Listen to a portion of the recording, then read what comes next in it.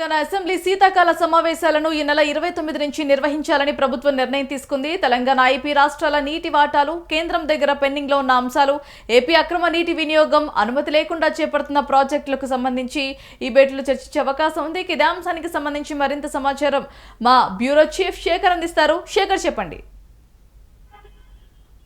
Thank you Bharati. Telangana ప్రభుత్వం ఈ నెల 29న తెలంగాణ అసెంబ్లీ సమావేశాలు నిర్వహించడానికి, శీతాకాల సమావేశాలు నిర్వహించడానికి నిర్ణయం తీసుకున్నది. తెలంగాణ ముఖ్యమంత్రి రేవంత్ రెడ్డి ఆధ్వర్యంలో నిన్న ఏదైతే మంత్రులు, తెలంగాణ సంబంధించిన కేబినెట్ మంత్రులు అందరూ కమాండ్ కంట్రోల్ రూమ్ లో నిన్న భేటీ అయ్యారు. నిన్న సాయంత్రం ప్రధానంగా ఈ తెలంగాణ శీతాకాల సమావేశాల్లో 29న జరగబోయే, ప్రారంభం కాబోయే ఈ శీతాకాల సమావేశాల్లో ప్రధానంగా చర్చించే అంశాలు నీళ్లు నిజాలే అనే ఒక వాదంతో ఖచ్చితంగా తెలంగాణ ప్రజలకు నీళ్ల విషయంలో అటు కృష్ణానది నీళ్లు, గోదావరి నీళ్లపైన నిజాలను నిగ్గు తేల్చడానికే, అంటే తెలంగాణ ప్రభుత్వం గత కేసీఆర్ ప్రభుత్వం 10 ఏళ్లు అధికారంలో ఉండి నీళ్లపైన, మనకు రావాల్సిన వాటాలపైన, పక్క రాష్ట్రాలపైన,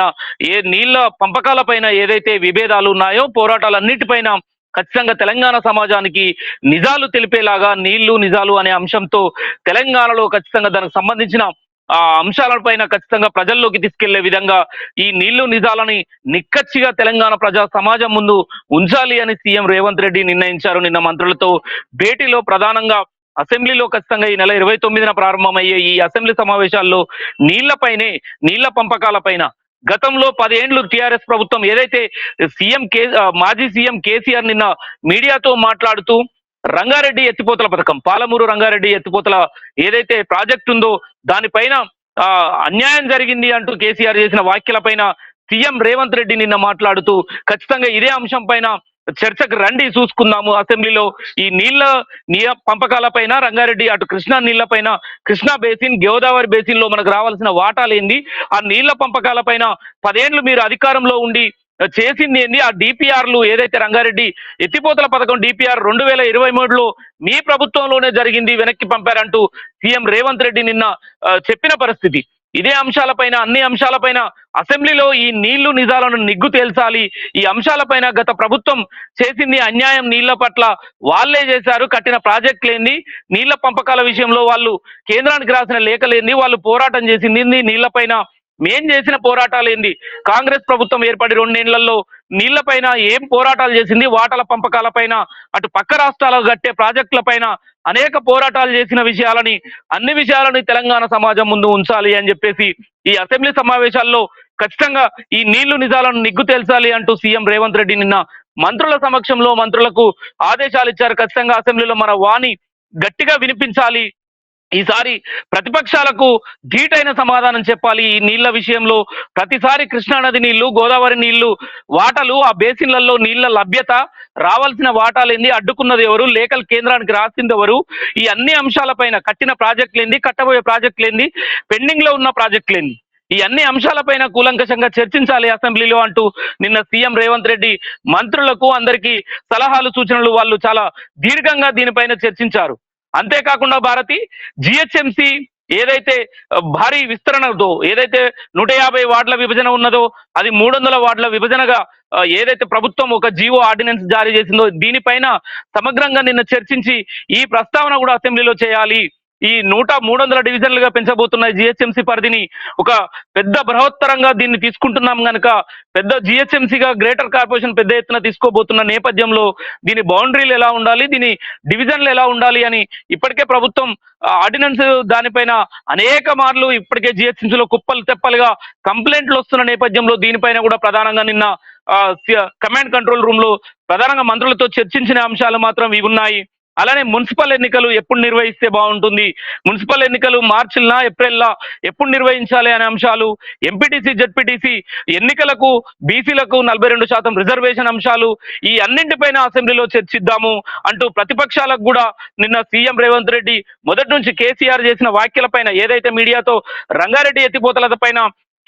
మాజీ సీఎం కేసీఆర్ చేసిన వ్యాఖ్యలపైన సీఎం రేవంత్ రెడ్డి చాలా ఘాటుగా స్పందించిన పరిస్థితి. దీనిపైన అసెంబ్లీలో చర్చిద్దాం రండి, ప్రతిపక్షాలకు సవాలు విసురుతున్న పరిస్థితి. మరి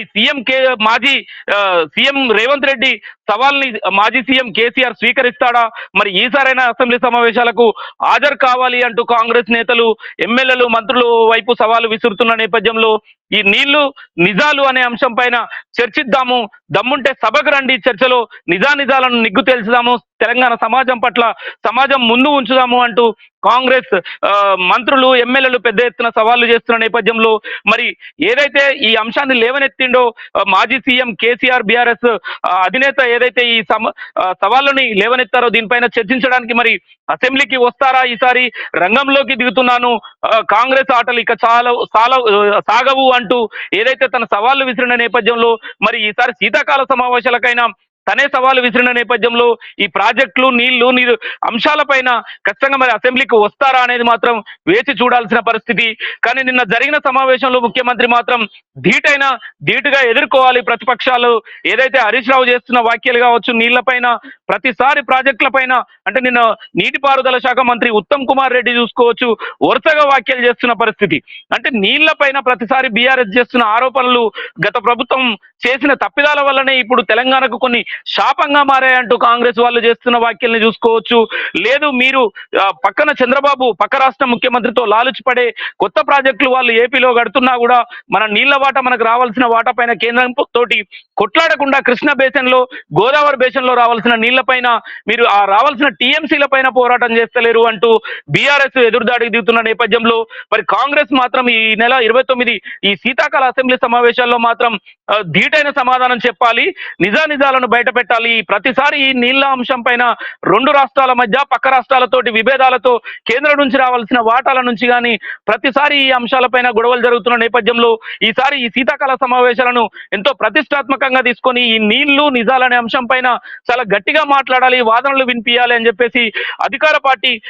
సీఎం రేవంత్ రెడ్డి మాత్రం మంత్రులకు, ఎమ్మెల్యేలకు సూచనలు, సలహాలు ఇచ్చిన పరిస్థితి అయితే నిన్న జరిగింది. మరి ఈ నెల 29న ప్రారంభంగా ఉన్న అసెంబ్లీ శీతాకాల సమావేశాలు మాత్రం చాలా వాడివేడిగా జరుగుతాయి అనడంలో ఎలాంటి సందేహం లేదు Bharathi. Right Shekhar, thanks for the update.